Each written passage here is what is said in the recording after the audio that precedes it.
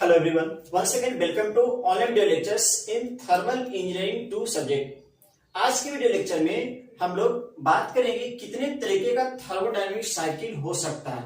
Already बोले कि ये सब्जेक्ट पढ़ने के लिए आपको बेसिक थर्मोडायनेमिक्स पे कुछ कॉन्सेप्ट होना चाहिए बाबू।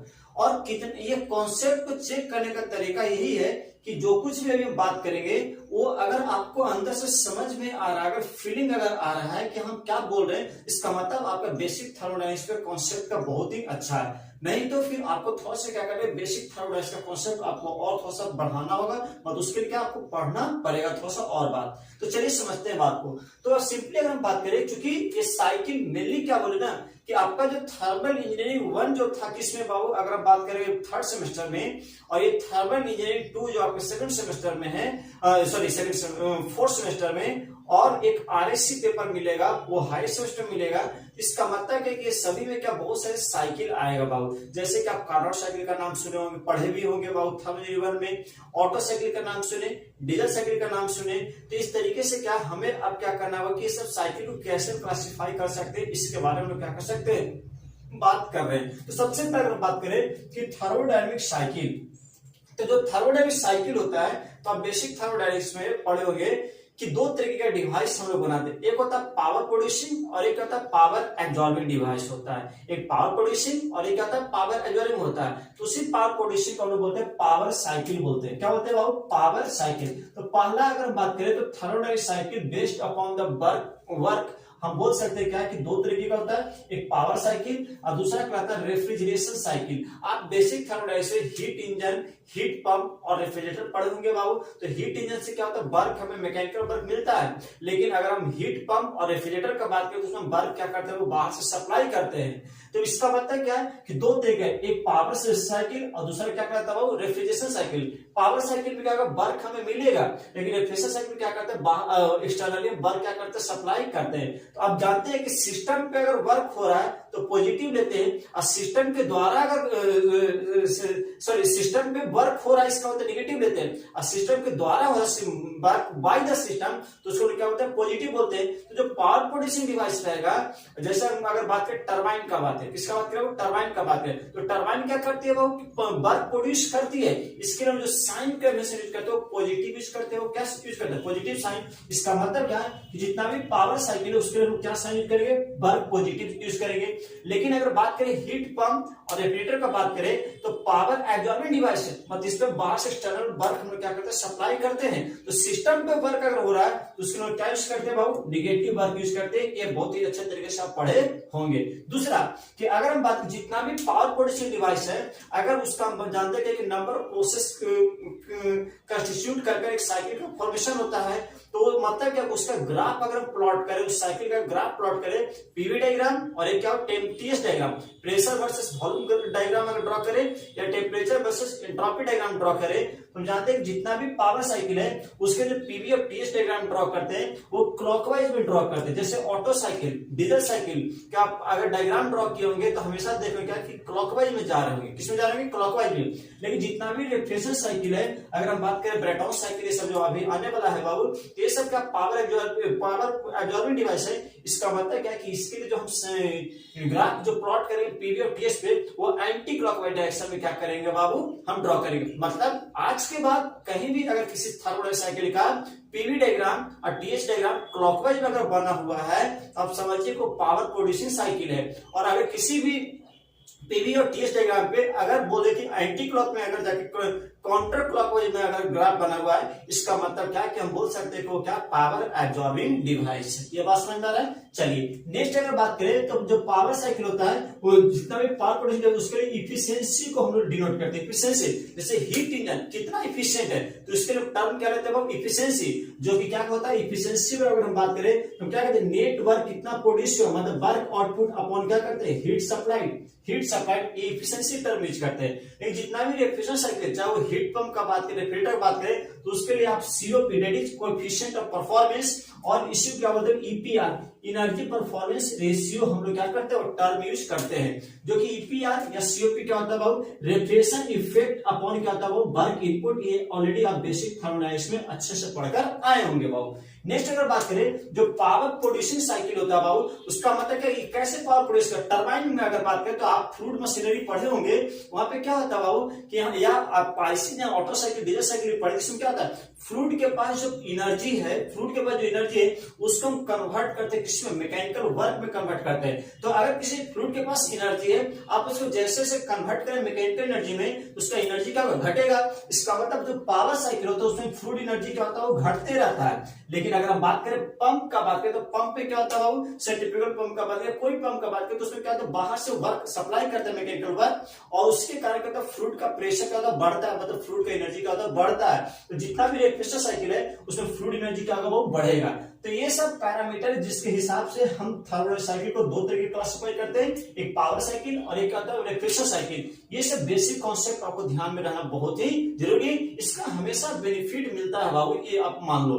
इसको इतना समझ में आ रहा है, बहुत बड़ा टॉपिक नहीं है, ये सब ऑलरेडी आप पढ़कर आए हुए, हम केवल आपको क्या कर रहे हैं समराइज करा रहे हैं। नेक्स्ट अगर बात करें थर्मोडायनेमिक साइकिल को, अभी बोले क्या कि एक पावर प्रोड्यूसिंग और एक आता है पावर एब्जॉर्बिंग। जो सबसे मोस्ट फेमस होता है क्या होता है टरबाइन, और एक इसका नाम सुनेंगे पंप का नाम सुनेंगे बाबू, तब इसमें हम डिवाइड कर सकते हैं थर्मोडायनेमिक साइकिल केमिकल क्लासिफाइड है टरबाइन, और हम क्या बात कर सकते हैं पंप। तो टरबाइन क्या होता है वर्क प्रोड्यूस करती है, इसमें पॉजिटिव साइन यूज करते हैं। पंप को क्या करते हैं बाहर से एक्सटर्नल वर्क सप्लाई करते हैं, इसलिए negative work system, work on the system negative, work by the system positive इसके। अब देखिए टरबाइन में क्या होता है कि सेंटर जो इंपेलर आप नाम सुनेंगे, तो मतलब कि रोटर जो होता है सेंटर जो होता है, तो बाहर से क्या होता है अंदर की तरफ एनर्जी फ्लूइड आता है, लेकिन पंप पे क्या होता है अंदर से बाहर की तरफ जाता है। इसका मतलब टरबाइन में इनवर्ड फ्लो होता है और पंप पे क्या होता है आउटवर्ड फ्लो होता है। नेक्स्ट अगर बात करें टरबाइन में इफिशियंसी क्या होता है बढ़ता है, लेकिन इसमें इफिशियंसी क्या होता है वो घटता है पंप में बाबू। नेक्स्ट अगर बात जैसे देखिए टरबाइन है, तो टरबाइन के इनलेट के पहले कोई माध्यम प्रेशर क्या है P1 है, और टरबाइन के आउटलेट में प्रेशर क्या हो P2 है। मतलब कोई फ्लूइड है, वर्किंग फ्लूइड है, इसमें टरबाइन में इन कर रहे कितना प्रेशर पे P1 प्रेशर पे, और यहाँ जो आउट हो रहा है कितना आउट कर रहा है वो P2 प्रेशर पे।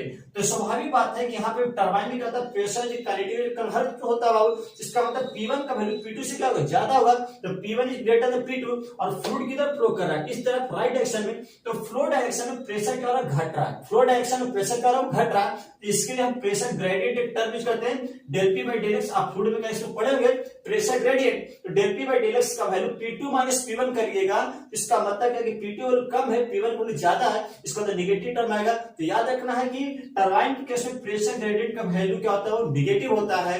लेकिन वही बात है पंप पे अगर बात करें तो शुरू में फ्लूइड का एनर्जी क्या है P1 है, बाद में P2 हो रहा है, इसका मतलब P2 और P1 से ज्यादा है, तो P2 माइनस P1 का डिफरेंस क्या होगा पॉजिटिव। तो यहाँ बोल सकते हैं प्रेशर ग्रेडियंट जो है वो क्या आता है पॉजिटिव होता है, ये भी एक डिफरेंस आता है।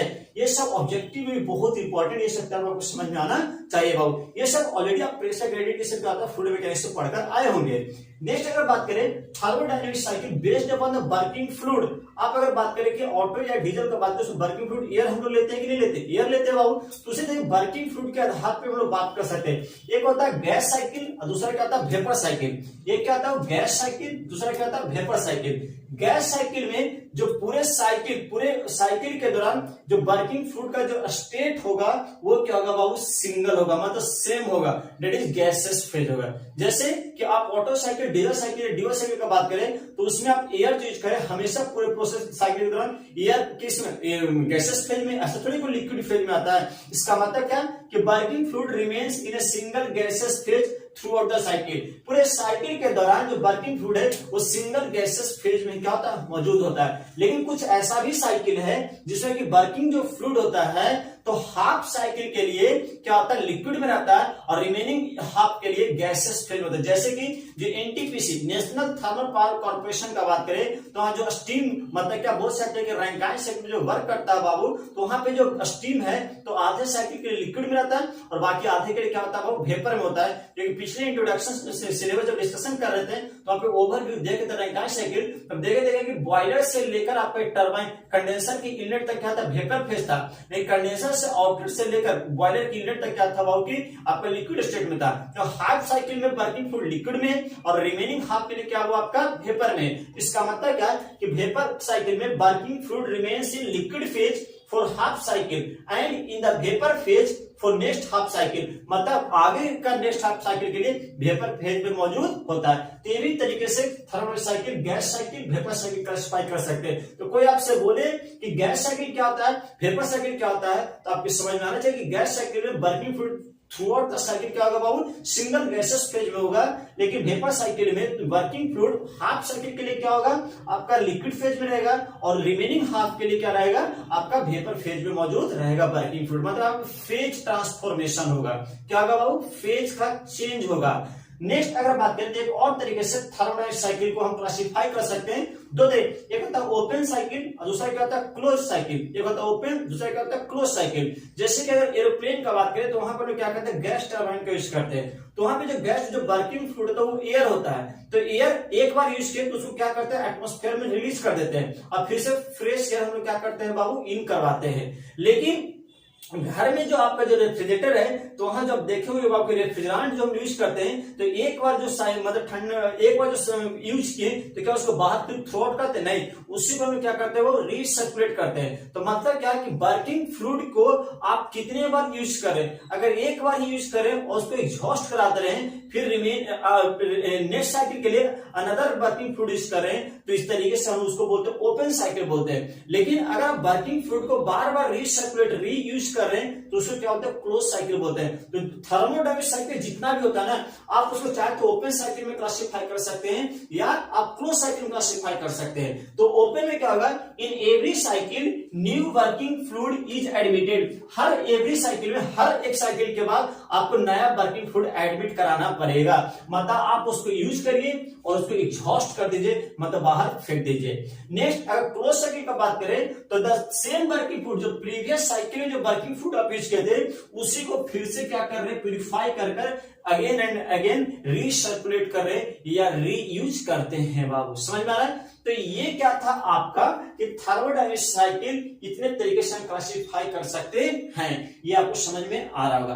अब जरा बात समझना, आपका जो थर्मल इंजीनियरिंग 1 और थर्मल इंजीनियरिंग 2 है, तो थर्मल इंजीनियरिंग 1 बोले थे ऑलरेडी कि मेनली क्या आईसी इंजन का पार्ट है बाबू। ज्यादातर जो वेटेज था वो IC engine, internal combustion engine का था। उसके बाद लास्ट में एयर कंप्रेसर था।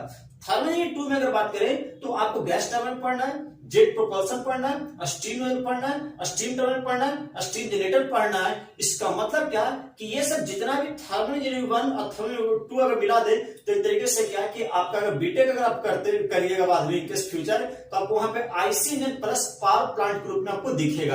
तो पावर प्लांट में अगर बात करें, जो कि हम पावर प्लांट बहुत बड़े तरीके से डोमेन हो जाता हो, तो पावर प्लांट में जो मतलब क्या कि पावर प्लांट बोलने का मतलब क्या कि आपको इलेक्ट्रिसिटी कंजम्पशन, मतलब हमें जो पावर नीड है, पावर नीड क्या है, वो घर में हम इलेक्ट्रिसिटी यूज कर रहे हैं, हम किसी इंडस्ट्री मशीन है बाबू, उसको ड्राइव करने के लिए हमें पावर का नीड है। तो हर जगह हमें पावर का नीड है। तो आज के डेट में हमें जो पावर जो हम फुलफिल कर रहा है, तो मेनली 3 सेक्टर, एक होता है आईसी इंजन, दूसरा क्या होता है गैस टरबाइन, और तीसरा क्या होता है स्टीम पावर प्लांट, जो कि एनटीपीसी का बात करें। एनटीपीसी देखिए कि सबसे ज्यादा हम लोग को जो पावर यूज है बाबू, वो सबसे ज्यादा डिमांड कौन पूरा कर रहा है, आपका एनटीपीसी। तो ये जस्ट एनटीपीसी उसका स्टीम पावर प्लांट मानते हैं। कुछ आईसी इंजन जैसे कि ऑटोमोबाइल सेक्टर का बात करें तो आईसी इंजन है बाबू। उसके बाद क्या करें, एरोप्लेन को भी पावर नीड है, तो वहां पे गैस टरबाइन को यूज करते हैं। तो मेनली क्या यही 3 एरिया है जिससे कि हमें जितना भी पावर का नीड है उसको फुलफिल कर रहे हैं। तो एक हम और कंपेरिजन करना चाहते हो, ऐसे ही सब पढ़ना है नो डाउट, आपको पूरा स्टीम पावर प्लांट पढ़ना है,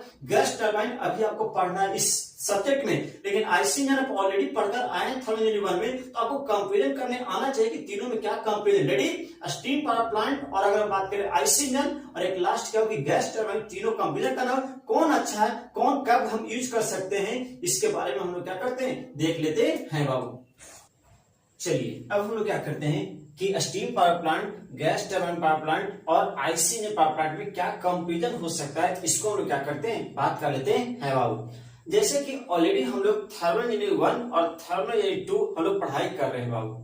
तो मेरी क्या थर्मल इंजीनियरिंग में क्या हम लोग पढ़ते हैं कि थर्मल इंजीनियरिंग जैसे मैकेनिकल वर्क में क्या करना, वो कन्वर्ट करना है। तो जो मैकेनिकल वर्क, थर्मल से मैकेनिकल वर्क कन्वर्ट करना है, तो based upon the different type of working fluid के आधार पे हम लोग मेनली जो पावर प्लांट है इसको क्लासिफाई किए कि एक स्टीम पावर प्लांट और दूसरा क्या कहते हैं गैस टरबाइन पावर प्लांट और तीसरा क्या कहते हैं बाबू आईसी इंजन पावर प्लांट हम लोग कहते हैं। थर्मोडायनेमिक्स 1 में आप आईसी इंजन को बहुत ही डिटेल से पढ़ाई किए हैं बाबू।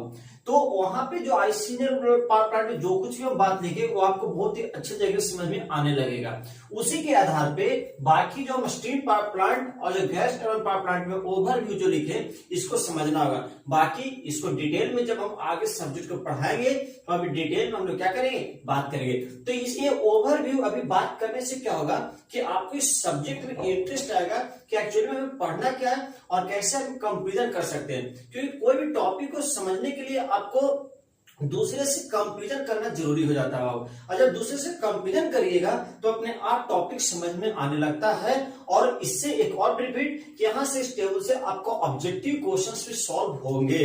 बहुत सारे ऑब्जेक्टिव क्वेश्चन ना केवल सेमेस्टर में बल्कि कॉम्पिटिटिव एग्जाम्स में भी इस टेबल से आपको बहुत सारे ऑब्जेक्टिव क्वेश्चन सॉल्व होंगे। समझ में आ रहा हो? तो चलिए इसको हम क्या करते हैं, एक एक करके देख लेते हैं। तो सबसे पहले एक पैरामीटर्स हम डिसाइड किए कि इस पैरामीटर पे हम तीनों क्या कर रहे हैं, क्लासिफाई कर रहे हैं। तो सबसे पहले पैरामीटर वर्किंग साइकिल का बात करें। जैसे कि आप आईसी इंजन में आप देखें कि पेट्रोल इंजन और डीजल इंजन है तो कोई ना कोई साइकिल पे क्या कर रहा है, वर्क करता है। अगर पेट्रोल इंजन का बात करें तो हम ऑटो साइकिल का बात करते हैं, डीजल इस इंजन का बात करें तो डीजल साइकिल पे वर्क करता है। इसका मतलब क्या कि working cycle IC engine power plant में क्या होता है, डीजल या क्या हो सकता है, ऑटो हो सकता है। तो उसी तरीके से जो स्टीम पावर प्लांट है जो कि एनटीपीसी जो वर्क कर रही है तो कोई ना कोई उसका एक वर्किंग साइकिल होगा। वो वर्किंग साइकिल क्या हो, रैंकाइन साइकिल होता है। क्या था वो, रैंकाइन साइकिल। तो आपसे ऑब्जेक्टिव क्वेश्चन आएगा कि रैंकाइन साइकिल किसके लिए बाबू, तो वेपर पावर साइकिल के लिए।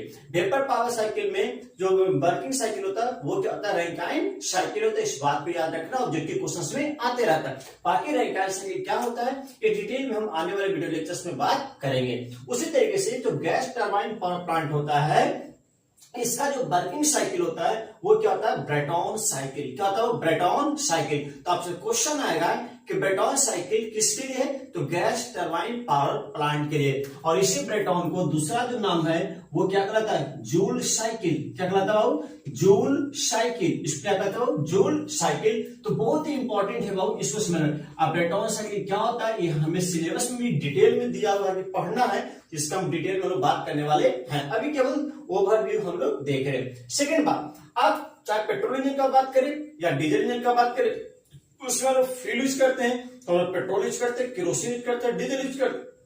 तो मतलब क्या, सेकंड पैरामीटर क्या है, फ्यूल यूज। किस तरीके का फ्यूल हम यूज कर रहे हैं, तो क्या डीजल यूज किए, पेट्रोल यूज किए और क्या यूज किए, केरोसिन हम लोग यूज किए।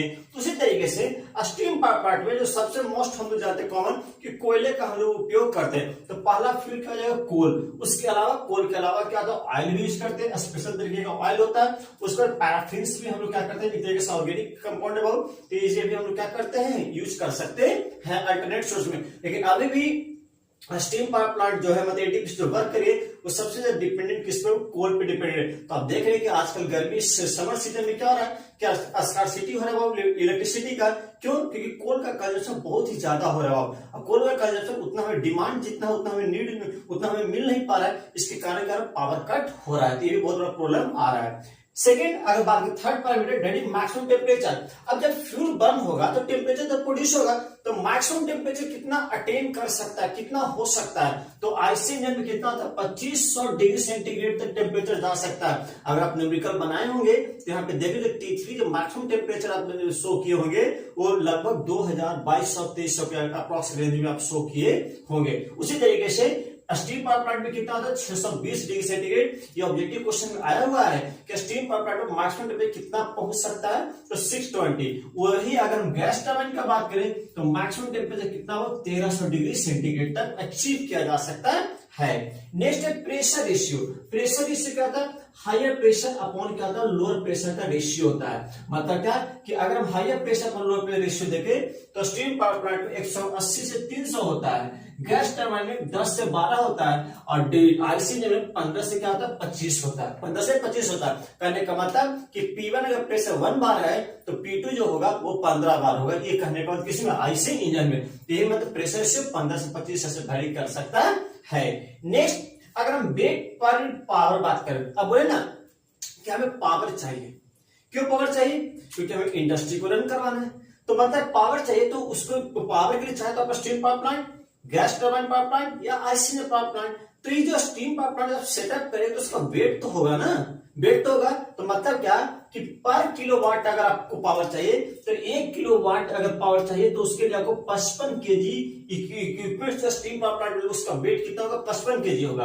गैस टरबाइन में जो इक्विपमेंट्स लगाइएगा तो 1 किलोवाट पावर प्रोड्यूस करने के लिए आपको क्या करना है, 20 केजी आपको उसका वेट होगा। और किलोवाट अगर ज्यादा है तो साइज जो इक्विपमेंट्स का वो ज्यादा होगा, ज्यादा बड़ा होगा तो ज्यादा वेट लगेगा बाबू, ज्यादा वेट उसका होगा। वही आईसीजन का बात करें तो पर किलोवाट पावर प्रोड्यूस करने के लिए 115 केजी वेट उसका ओवरऑल होगा। तो बहुत ही ज्यादा हैवी है आईसीजन, इसलिए इसको ना के बहुत ही कम यूज करते हैं। और ये हम लोग का जो पावर जो डिमांड है ना उसका यूटिलाइजेशन आईसीजन से हम लोग जो ले रहे हैं वो केवल 1 से 2% ही लेते हैं। 1 से 2% केवल ये हम लोग के नीड को फुलफिल कर पा रहा है। अभी भी आज के डेट में जितना भी इंडस्ट्री को पावर चाहिए वो कहां से मिल रहा है, स्टीम पावर प्लांट से। और स्टीम पावर प्लांट हम लोग जो डिमांड है वो 60% डिमांड कौन फुलफिल कर रहा है, ये स्टीम पावर प्लांट क्या करता है, डिमांड को फुलफिल कर रहा है। वही गैस टरबाइन की अगर बात करें तो ये 10 से 12% में हम लोग की डिमांड क्या कर रहा है, फुलफिल कर रहा है। और बाकी जो डिमांड है वो उसमें वाटर टरबाइन, ये सब wind turbine, solar energy, geothermal energy, ये सब हम लोग क्या करता है, ये सब हमें नीड को फुलफिल कर रहा है। लेकिन ज्यादातर अभी भी डिपेंड जो है वो किस पे हो, स्टीम पावर प्लांट। आज के डेट में न्यूक्लियर पावर प्लांट का हम लोग बात करने लगे, लेकिन अभी न्यूक्लियर पावर प्लांट को उतना डिपेंड हम लोग नहीं हो पाए हैं। उसका बहुत सारा रीजन है, उसमें जो यूरेनियम यूज करते हो बहुत ही मतलब एक तरह से पॉइजनस है बाबू, इसलिए उसका कंट्रोल बहुत ही लेना, उसका रेडिएशन जो रेडिएट नहीं करे, तो इसके लिए पीछे बहुत सारा अभी प्रॉब्लम चल रहा है। तो अभी उतना ज्यादा डिपेंड नहीं हुआ है, लेकिन हाँ रन कर रहा है। तो नेक्स्ट अगर हम बात करें क्या कि पॉल्यूशन, अगर पॉल्यूशन का बात करें तो जानते हैं क्या कि इसमें कोल, ऑयल या पैराफिन जो यूज करते हैं स्टीम पावर प्लांट में, इसमें कार्बन, हाइड्रोजन, हाइड्रोकार्बन होता है तो बहुत ही ज्यादा पॉल्यूट करता है। मतलब क्या कि स्टीम पावर प्लांट सबसे ज्यादा हाईएस्ट पॉल्यूशन होता है। तो अब बात करें सर इसको बंद क्यों नहीं कर देते स्टीम पावर प्लांट को। अगर आप स्टीम पावर प्लांट को बंद कर दिया तो 60% किस पे डिपेंड कर स्टीम पावर प्लांट में। तो हमें आज के डेट में जो इंडस्ट्री को चाहिए वो क्या कि पावर चाहिए, वो तो मिल नहीं पाएगा। और किसी भी कंट्री का ग्रोथ किस पे डिपेंड करता है, इंडस्ट्री पे डिपेंड करता है। मैन्युफैक्चरिंग बंद हो जाएगा तो आप कैसे जाके इंडस्ट्री कंट्री का ग्रोथ हो पाएगा। तो इसलिए थोड़ा सा इसको हम क्या करते हैं, लेकिन हमें पॉल्यूशन क्या करना, कम भी करना है। तो बहुत से तरीका होता है पॉल्यूशन को कम करने का, वो आगे हम लोग बात करेंगे, या इससे आपको अलग एक सब्जेक्ट ही अलॉट किया जाएगा जिसमें क्या कि इन्वायरमेंट से रिलेटेड आप क्या क्या पैरामीटर्स दे सकते जिससे कि आप पॉल्यूशन को कम कर सके।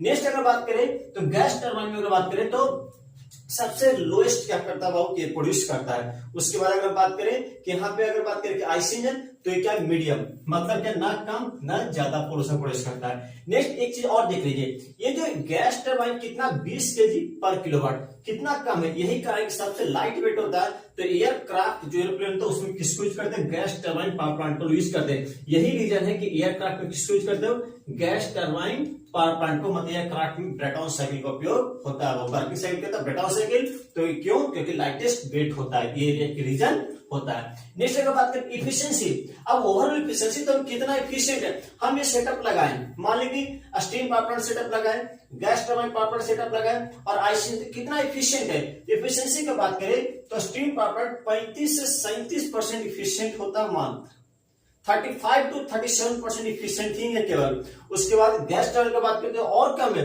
22 से 27%, और आपका आईसीजन जो है वो 27 से कितना हो 32% इफिशिएंट है। तो क्वेश्चन आते रहता है ऑब्जेक्टिव क्वेश्चन में, इसको क्या करना है, याद करना है। नेक्स्ट अगर बात इंस्टॉलेशन पीरियड, अब क्या है कि कोई भी कहीं का स्टीम पावर प्लांट अगर आपको इंस्टॉल करना है तो आपको कैपेसिटी पहले पता होगा कि हाँ हमें इस यूनिट से कितना इलेक्ट्रिसिटी प्रोड्यूस करना है, कितना पावर हमें प्रोड्यूस करना है, मतलब उसको मेगावाट में क्या करते हैं बाबू, रिप्रेजेंट करते हैं। तो अगर मान लो कि 200 मेगावाट का अगर कैपेसिटी का अगर कहीं स्टीम पावर प्लांट में इंस्टॉल करना है तो उसको इंस्टॉल करने से लेकर वर्किंग कंडीशन में आने में कम से कम 3 से 4 साल लगेगा, 3 to 4 years लगेगा।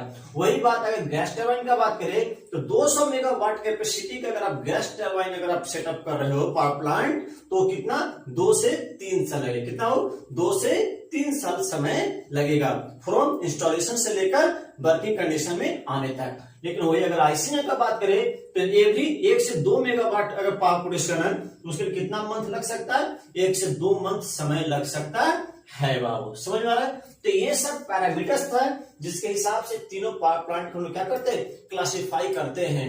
तो आपको ओवरऑल इसका आइडिया रखना होगा।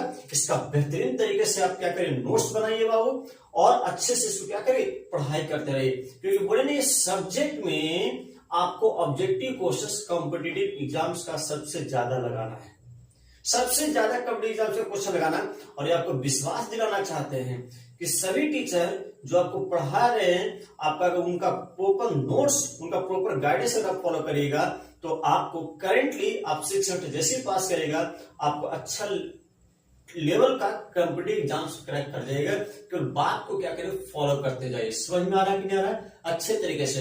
बाकी कोई भी दिक्कत हो, आप बेहिचक किसी भी टीचर से आप आसानी से एनी टाइम आप पूछ सकते हो। सो आज के लिए इतना ही रखते हैं। नेक्स्ट वीडियो लेक्चर से हम लोग क्या स्टार्ट करेंगे, unit number 1 that is gas turbine हम लोग क्या करेंगे, स्टार्ट करने वाले हैं। सो तब तक के लिए टेक केयर, खुश रहिए। जय मैकेनिकल।